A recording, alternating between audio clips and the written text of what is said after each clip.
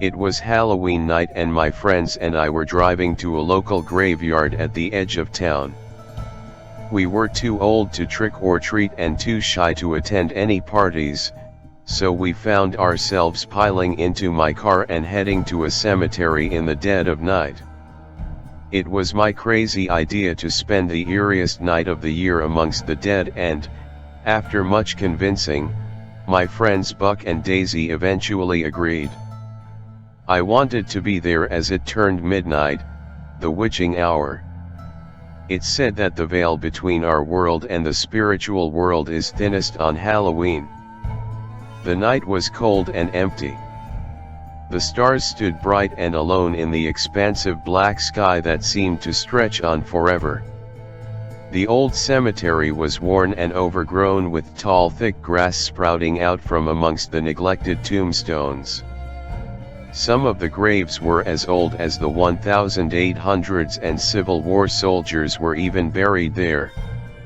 We parked the car at the foot of the hill and climbed out of the vehicle, armed only with a flashlight. Buck and Daisy had gotten used to me dragging them along on my adventures. This wasn't the first time they'd been forced to pal along with me on one of my strange graveyard trips. They felt especially obligated to go this time, however, being Halloween and all. As I repeatedly told them, it only happens one time a year. The graveyard consisted of dirt pathways climbing an old grass-covered hill which was quite steep in some sections, hardly the best place to bury the dead. We traversed the rough incline, carefully stepping through the tall grass and avoiding the grave plots masked under a thick layer of foliage. I shined the way with my flashlight as Buck and Daisy followed behind. "Why do you get the only flashlight?" asked Daisy. "I told you guys to bring your own lights," I replied. "We didn't think we'd actually be going through with this." "Well, whose fault is that?" We made it to the first dirt path and stopped. The headstones gleamed as I shined the flashlight around. We listened carefully and the night was completely quiet. We felt entirely isolated. No one else seemed to be around for miles. I shut off my flashlight, plunging us into total darkness.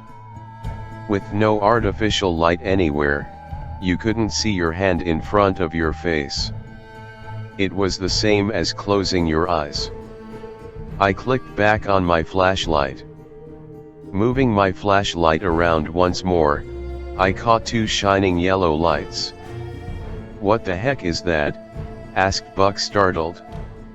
I took a step closer. From among the grass, hopped out a small rabbit with yellow eyes illuminated in the light. We breathed a sigh of relief and felt a little silly for being concerned.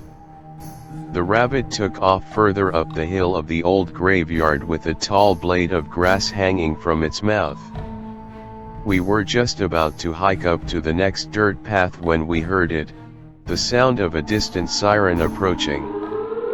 My first thought was that it was the police and that we were about to be told to leave or something, but as we all turned around, we saw the strangest of sights, the red glowing lights of an ambulance approaching. With our solitude broken, we stood staring in the direction of the graveyard's entrance. We saw the red lights shine through the scraggly branches of the nearby autumn trees and watched as the ambulance made its way down Cemetery Drive towards us with its loud siren blaring. Something seemed off about the siren though. It didn't sound the same as a typical emergency vehicle. It was an old siren, slowly whining out a low and lonesome cry. The ambulance pulled up and came to a stop at the bottom of the hill just behind my car. The siren stopped abruptly. The red lights went out. I looked down at my watch, midnight on the dot. Buck, Daisy, and I looked at each other, unsure what to do and what to think about this sudden visitor. Why would an ambulance stop at a cemetery? I thought. If this was some town officials trying to get us to leave, it was an odd method of doing so. Each of us waited for the other to say something. Hello. Daisy finally cried out to the bottom of the hill. No response. We could see the vague silhouette of the driver but nothing else. They just sat there completely stationary. We thought about walking down the hill to see what they wanted, but something within us told us not to. We stood silently once more. I shined my flashlight down, but the beam couldn't reach the window of the vehicle. "Who goes there?" shouted Buck. Still no response. Then suddenly, the driver began beeping the horn loudly. Loud sharp beeps rang out through the night. First two short quick beeps, then a loud honk followed by complete silence.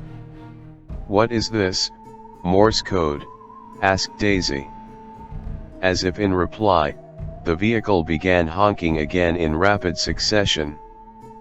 I could see the silhouette of the driver moving and thrashing around frantically while honking the horn. They also appeared to be pounding their head with their fists and even smashing their face into the steering wheel. The siren and lights turned on, then off, and then on again in a strange, almost musical rhythm. Then silence.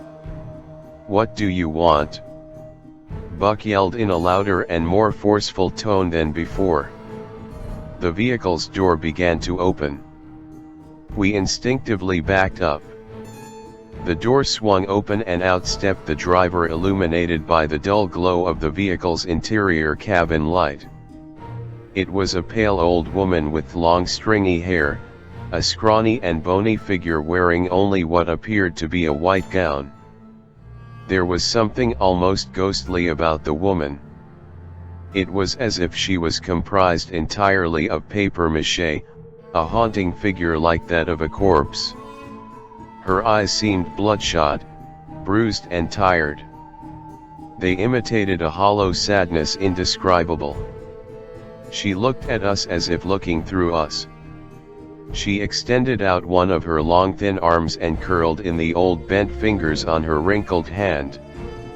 She beckoned for us to come down the hill. We stood unmoved. The thought occurred to me that perhaps this was a spirit who had crossed over for Halloween night. Perhaps this was my exact reason for traveling to the graveyard.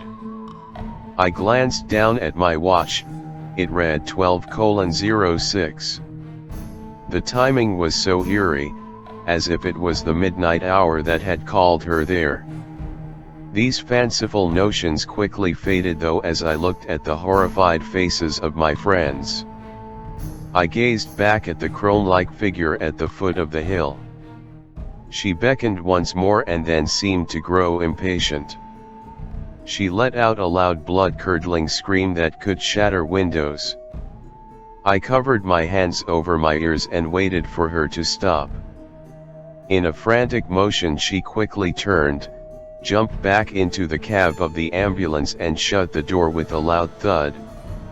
The siren roared to life in a bright display of flashing red and the bizarre ambulance backed up. The vehicle then turned around in the road and sped away along Cemetery Drive. "Let's get the heck out of here," exclaimed Daisy. Terrified, we hurried down the hill to my car with hearts racing. "That does it," announced Buck. "We are never going on one of your trips again." At this point, I honestly couldn't blame them. I drove home, as nervous as can be, with my hands shaking all the while. We saw no sign of the ambulance or the lady for the rest of the night. None of us slept a wink or turned off any lights once we got to my house. It wasn't until the next day, November 1st, that we read the news. A woman from a nearby mental hospital had stolen an ambulance and was reportedly seen by locals driving strangely around the town, rhythmically honking the horn and playing the siren in strange patterns.